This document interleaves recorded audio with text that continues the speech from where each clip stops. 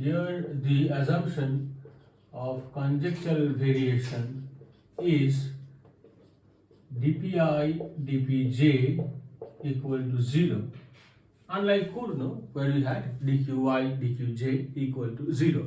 If you have not gone through the Cournot model, then I will request you to go to the earlier classes. Hello and welcome to Career in Economics.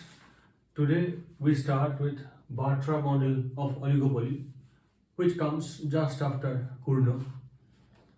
Please watch the full class to have a good grasp of what Bertrand model is and what are their versions and what are the Nash Equilibrium. If you like the class, please subscribe. So, Nash Equilibrium with Homogeneous Bertrand. We will start with the assumptions now. So, assumptions. Well, as I said, that this is similar to Cournot model but not identical. So the assumptions contain, in some cases, very different sentences. Okay. So the starting point is known. There are two firms in the market.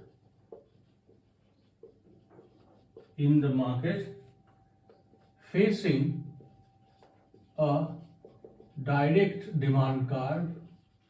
Now you can write it as demand curve, there is no harm, but I am writing direct demand curve to clarify that if we are going to optimize with respect to prices, then there is no point of writing the indirect demand curve, which is so famous and upcoming in every micro models. Okay, so what is the direct demand curve? D of P, which is equal to, we will write like this, A minus P for P less than equal to A, right? Positive quantity, and 0 for P strictly greater than or equal to A. Yeah, so equality sign will not be here. Yeah. Okay, so this is my direct demand curve. Now, here is the extra, and each farm chooses a price. Each farm chooses a price enough to meet the demand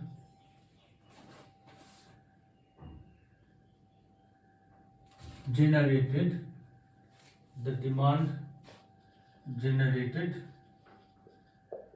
given the prices chosen by both the farms.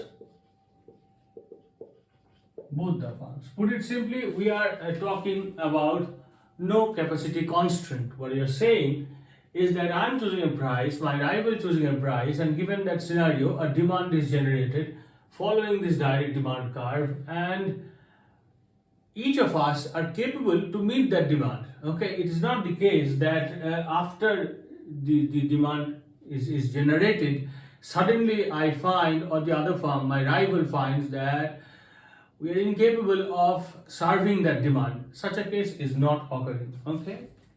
So the alternative assumption will be the assumption of capacity constraint. We will look into it later, and possibly we are going to solve a question of Delhi School of Economics on Bertrand model along with capacity constraint. Okay. Number 2. Each farm has a constant AC and MC equal to C. That is, we are dealing with homogeneous Bertrand, so to say. So that is, if we write the cost function, then Ci Qi is small c into Qi for I equal to 1, 2. Number 3, and we have seen that the conjectural variation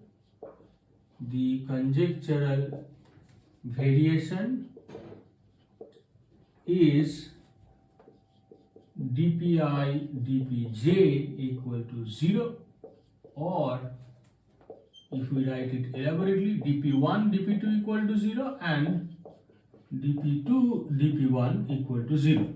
So I am assuming you are not changing anything based on my price, and you are also assuming that I am not changing anything based on your price. And as you have seen in Prologue, this is not going to work very well for both of us. Okay. Number 4, this I call it the market sharing assumption. No one actually writes it as an assumption, but it is that. This is what decides the profit function to a large extent. Okay, so number 4, market sharing assumption. Market sharing assumption.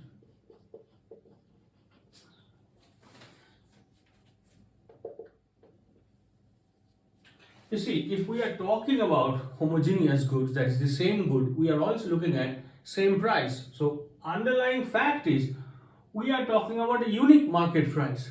Alright. Now, if it is not so, then how will the market behave? And if it is so, then also how will the market behave? That's what we are going to write here. So if farms set different prices,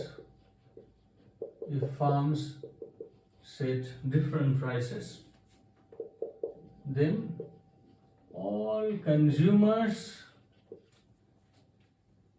purchase from lower price farm. That is the farm asking for the least price. Then, if the farms, that is both of them, if the farms set identical prices, if the farm sets identical prices, or identical price, sorry, identical, right? So unique, identical price, then they share the demand equally. Now we have a very different way of saying this in game theory, and we are going to write that now. So in game theory we say each consumer can go to any one of the farm with equal probability. Okay, so in terms of economics, it boils down to the same thing that we have written typically. Okay, so this is how it works. If my price is higher, nobody will come to me. If my price is equal to my rival, we will get half of the market, each of us. And if my price is lower than the other, obviously everybody will come to me and not to my rival. So game theoretically speaking, it is always will be my try that I keep my price lower than my rival or at least equal. Okay. Number 5, again, the prodigal assumption. The rational farm is a profit maximizer. That is the payoff function, because in game theory the payoff function is the profit function of our model. The payoff function of the player, that is the profit function of the farm. The payoff function of the player will be maximized, right? we are going to derive the profit function of the ith firm. Now we face a strategic situation, which means that the profit of the ith firm, so profit function of the ith firm doesn't only depend on the price choice of the ith firm, but it also depends on the price choice of the jth firm. So we'll start with stating this fact first. So the profit of the ith firm, depends on the price set by the jth firm also. Okay, so pi I P1 comma P2, because there are two firms, will be, it's simple, Pi into Qi minus C into Qi for I equal to 1 comma 2. Now we are interested in maximizing against price, so that means we are going to replace the quantities using the direct demand function. So Pi into A minus Pi against C into A minus Pi, that is Pi minus C into A minus Pi. Now, all is good, but in a strategic situation, using our assumption, we know that this demand is not going to be the demand of the ith firm always. It will change according to where is the price set by the jth firm. So this profit will change based on whether Pi greater than, equal or less than Pj. So incorporating that, finally pi I, and this is our profit function of the ith firm, it's going to look like this.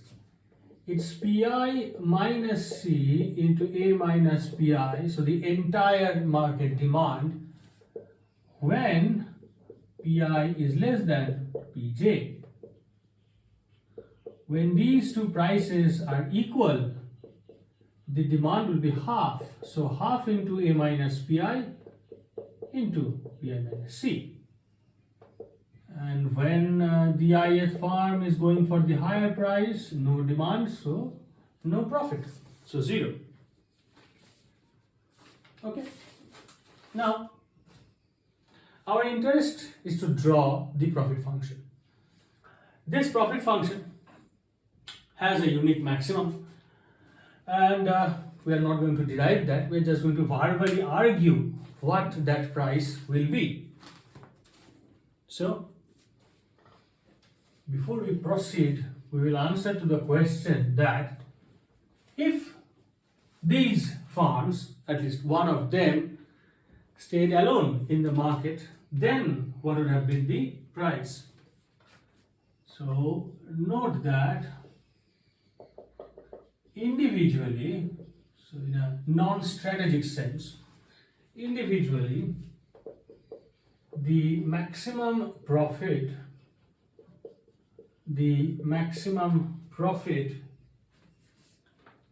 of any one farm is reached when it has a monopoly in the market. Okay, so when it has a monopoly in the market. Now what does that mean? That means that the profit maximizing price given phi I equal to pi minus c into a minus pi, because you are alone in the market, is the monopoly price, say PM. Now, why we are so hell-bent on writing this? Because if MC, that is C, is kind of giving the lower bound to PI, this monopoly price is providing us with the upper bound. So if the rival is charging something more than the monopoly price, I will be happy by PM. Okay, that's the whole point of coming at this. Now we can draw the profit function. So the diagram.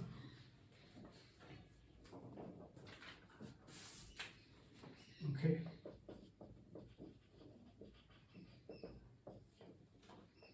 So on horizontal we have PI, on vertical we have pi I.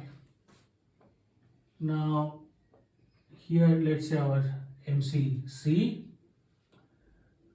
As we know, if PI is equal to C, then profit is 0. And again, if PI is equal to A, then also profit is 0. So say A is here, and in between, let's say this is PM. Okay, so let's draw a line here. So the maximum, and then it goes like this. Okay.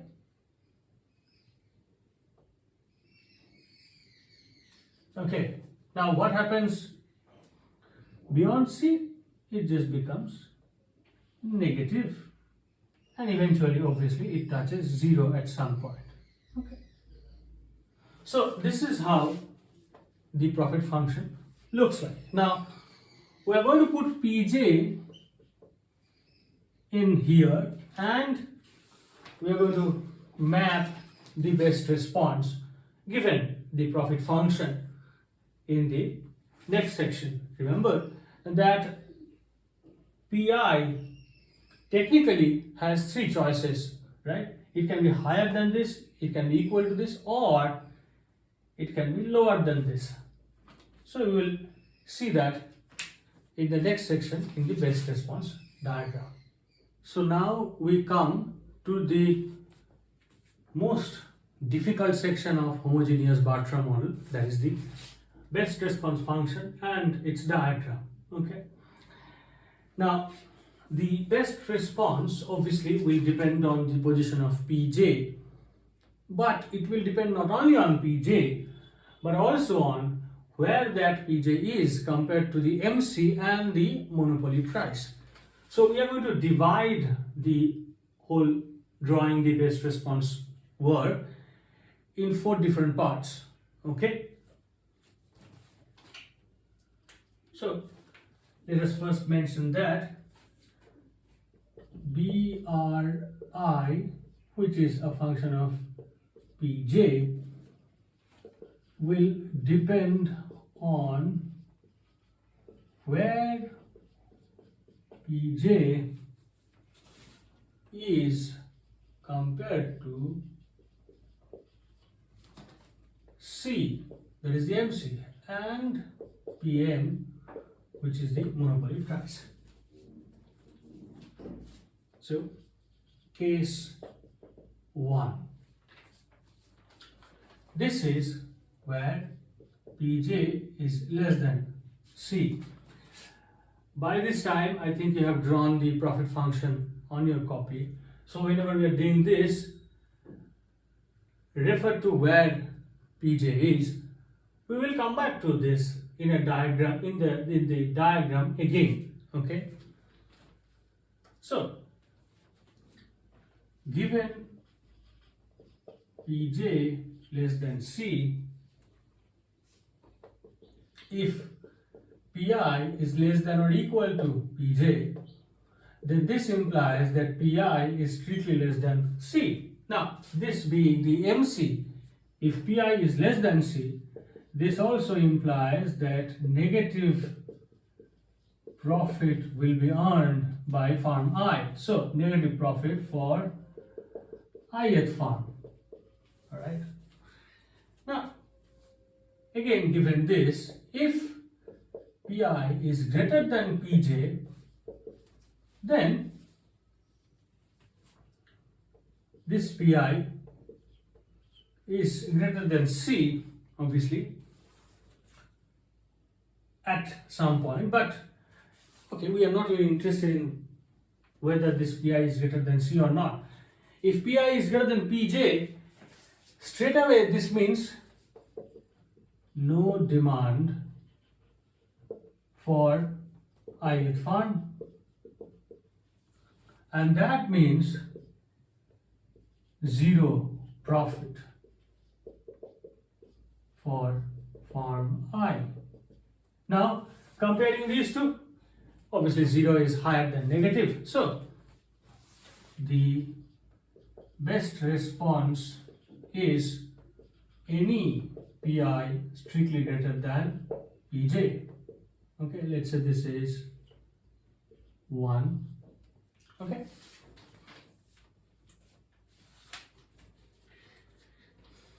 Now the second case.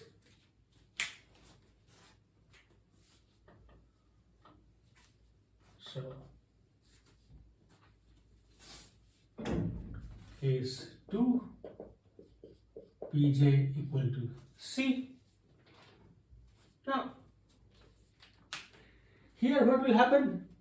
Here a little change will appear when pi equal to pj. Let's see that. So unlike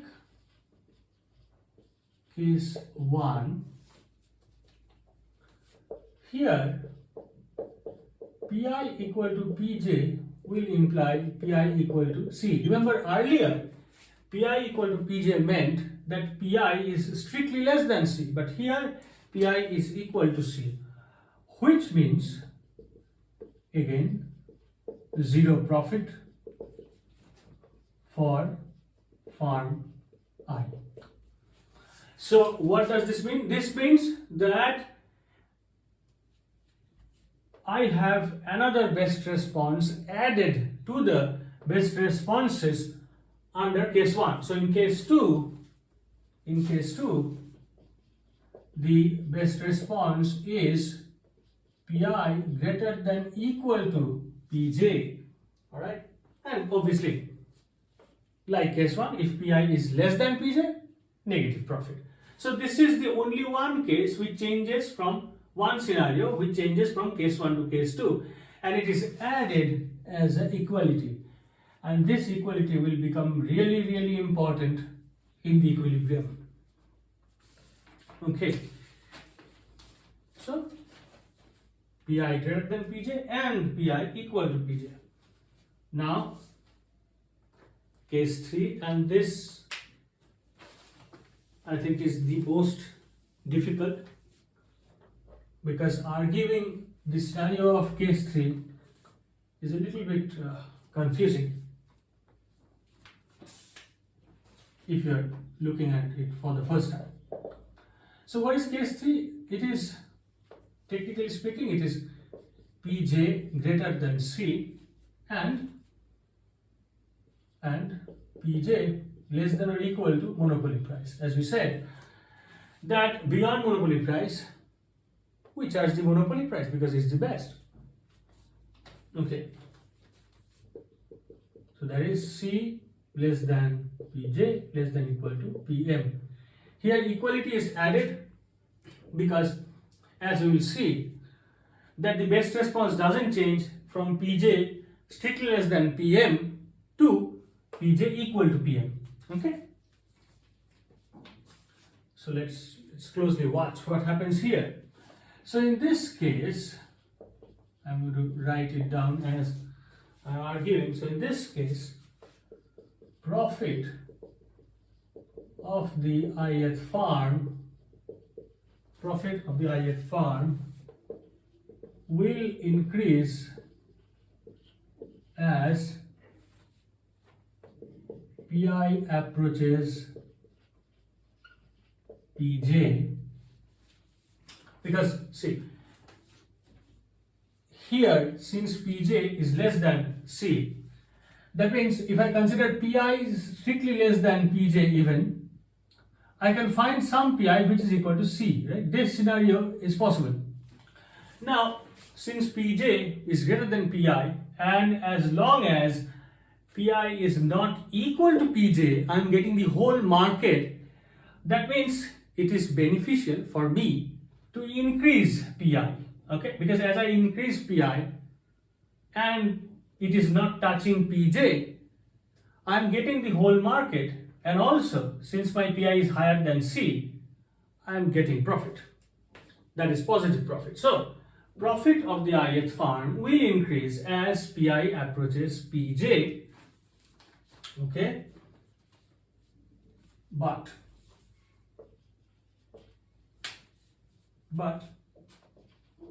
with Pi equal to Pj,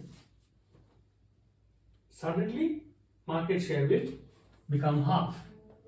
So with Pi equal to Pj, since the market share will be halved, profit will fall abruptly.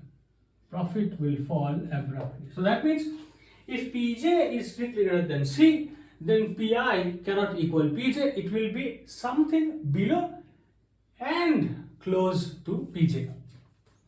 So the best response is to choose Pi as close as possible to Pj. So to choose Pi as close as possible to Pj.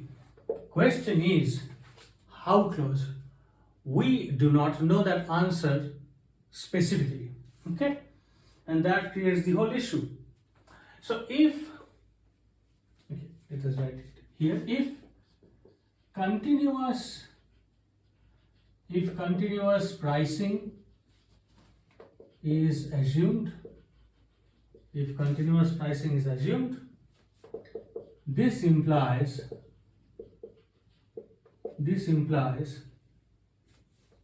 although we realize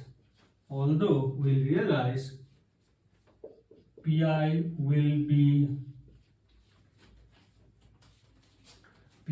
be very close, we cannot determine it. Now this is problem level 1. Problem level 2 is that, however,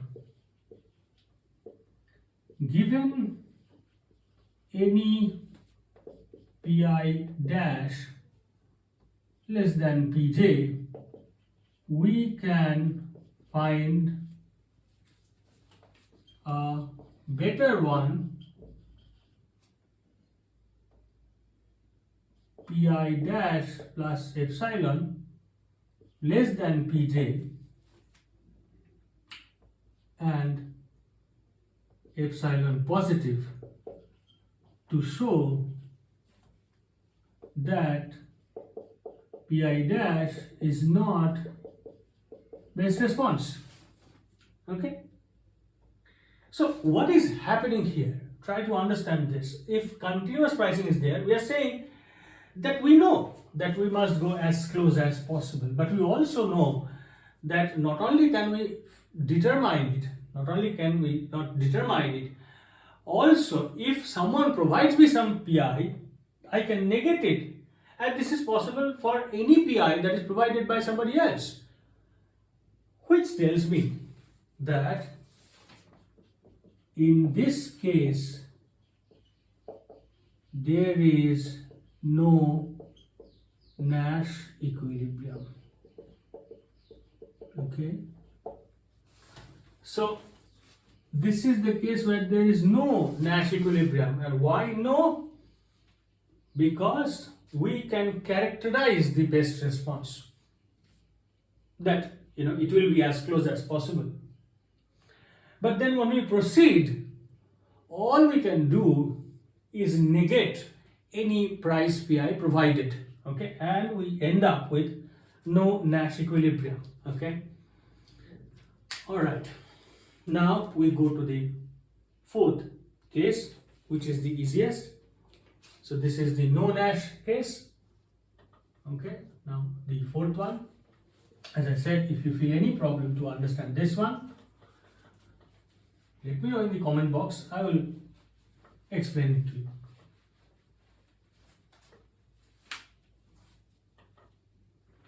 Okay, so case 4, which is Pj greater than the monopoly price. Now, here we know the unique best response is Pi equal to Pm, because at this I have maximized my profit, so there is no point of increasing it further.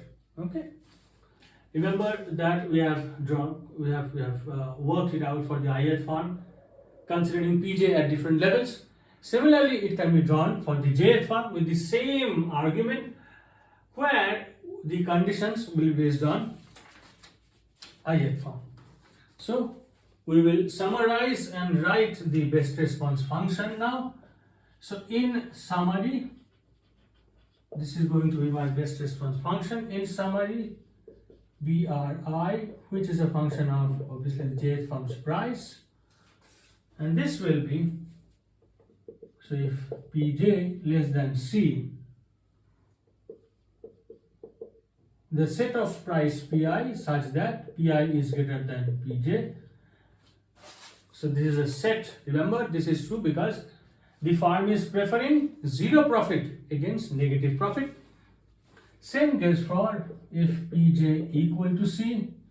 Here the only change is Pi such that Pi greater than equal to Pj. So equality is added here.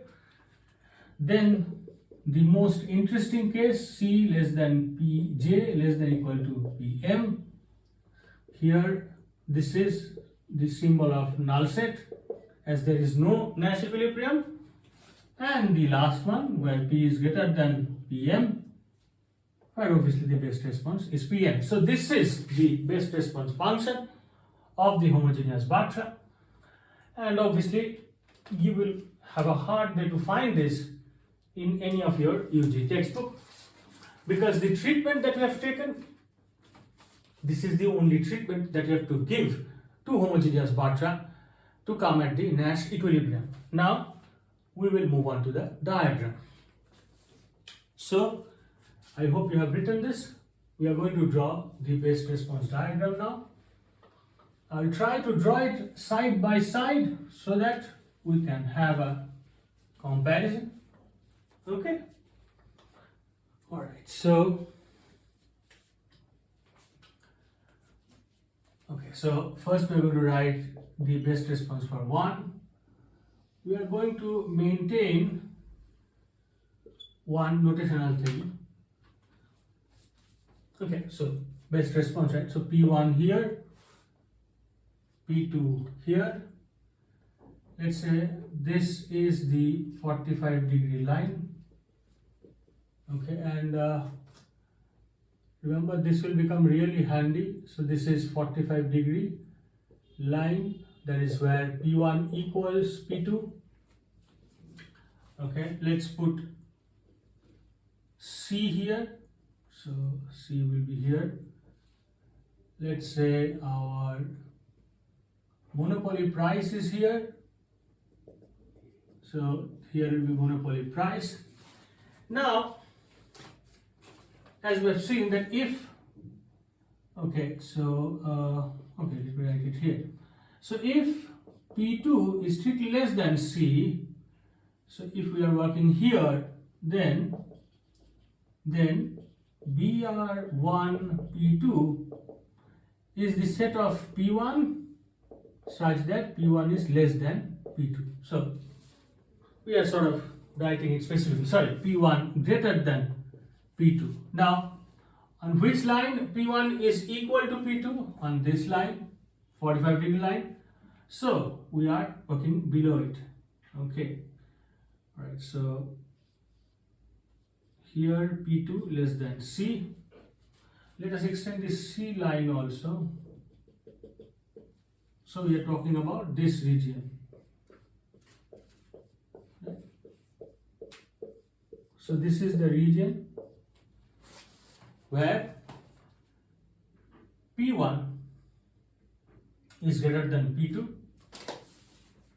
on the right side and P2 is less than C. So we are below this C line, which is P2 equal to C. Okay.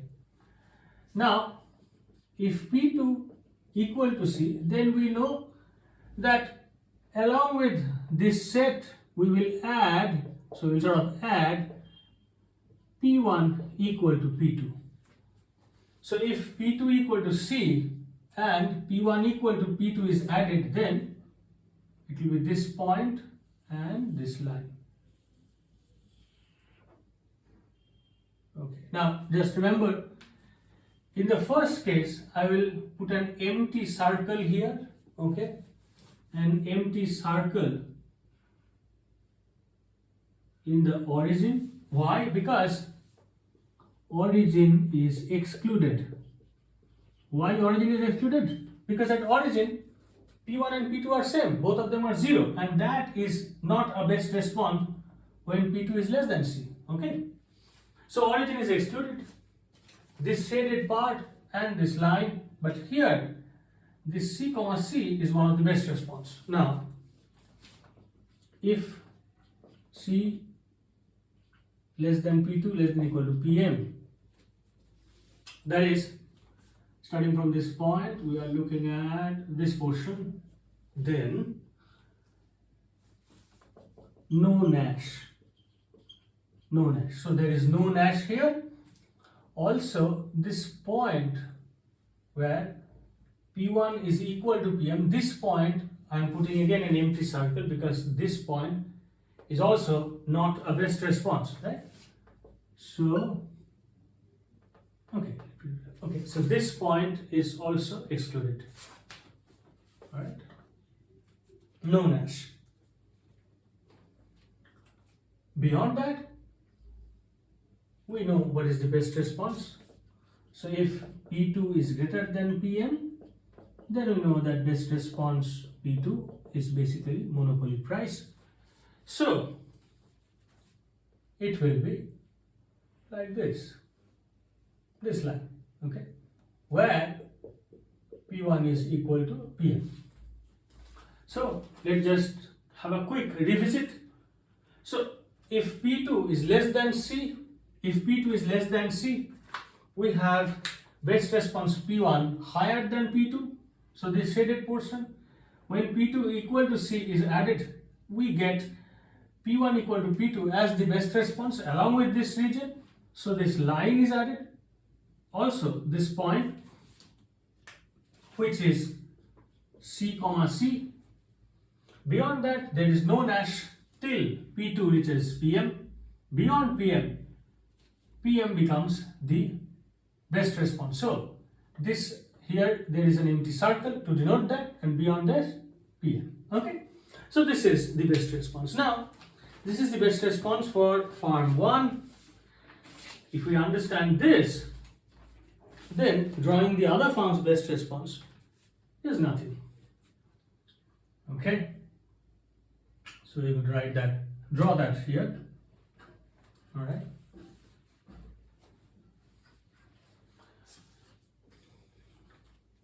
As you can understand that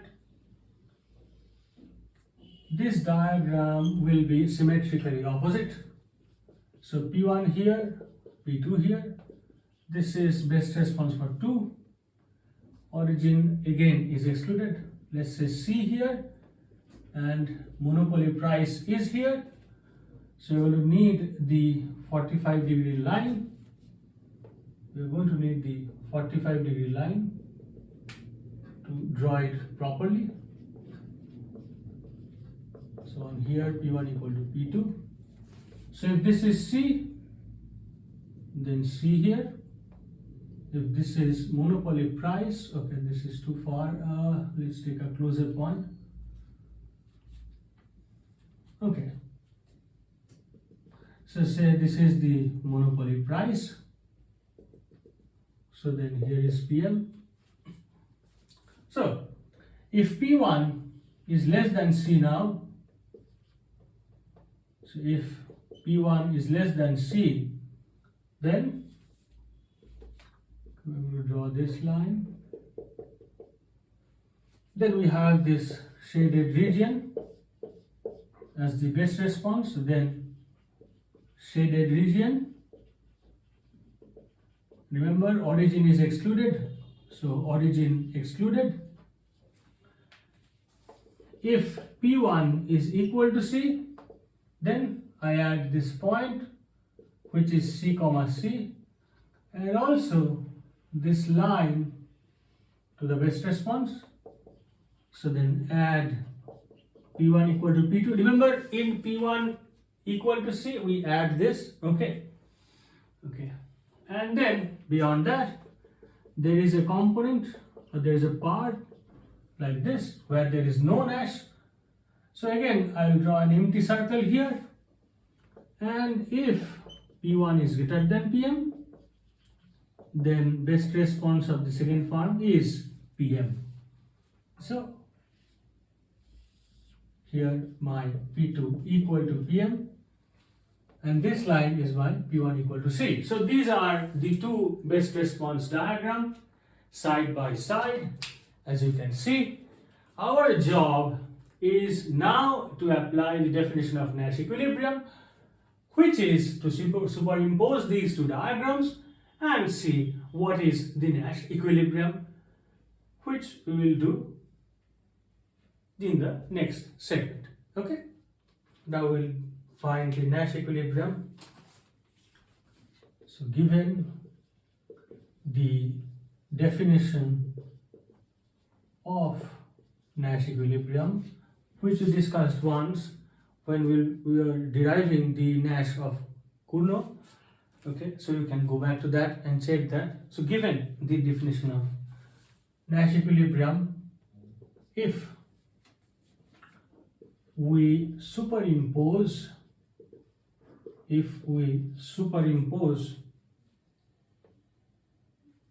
the best response diagrams, then the intersection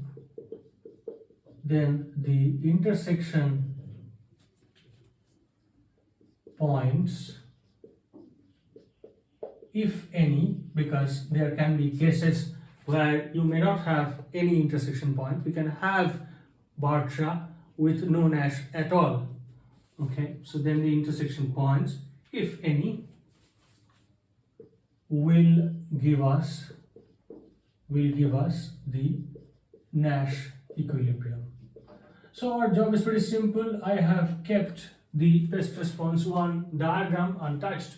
Here we will just superimpose the best response of the second form, which we have drawn here earlier. So how will it look? Origin is excluded. We need to draw this line, right, to designate P1 equal to C. So we know that below C we will have this portion, then we have this C comma C, and also this line and this entire portion. Okay, so origin is excluded. This portion, here we have that. We have this line, this C comma C point, and here we have this segment also, but again, this point is excluded. Okay, so if we superimpose, what do we see? We see that the only intersection point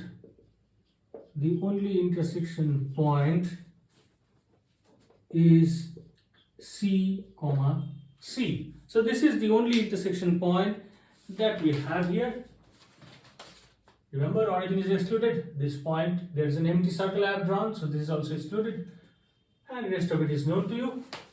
This P1 equal to P line here, this is also excluded as long as P1 or P2 is less than C. Okay? So now we can write the result. And the result is that this game has a single unique Nash equilibrium, single unique Nash equilibrium,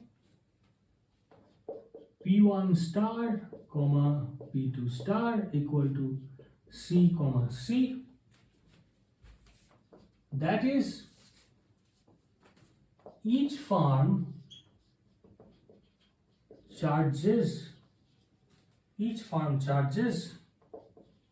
the price C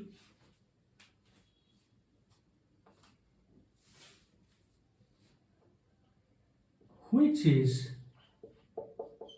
the MC. And this result here, this is the Bertrand Paradox. So the famous Bertrand Paradox is basically reaching this result that in an oligopoly, the competition is so tough that at the end of the day it results into price C, which is the MC, that is the competitive outcome. We will not discuss Bertrand Paradox in today's class. We will take it to the next class. There you will see this Bertrand Paradox being resolved. There are many ways by which we can resolve it. One of them I mentioned at the very first of this class when I said that we will look into a differentiated product or cost differential case. Okay? Thank you.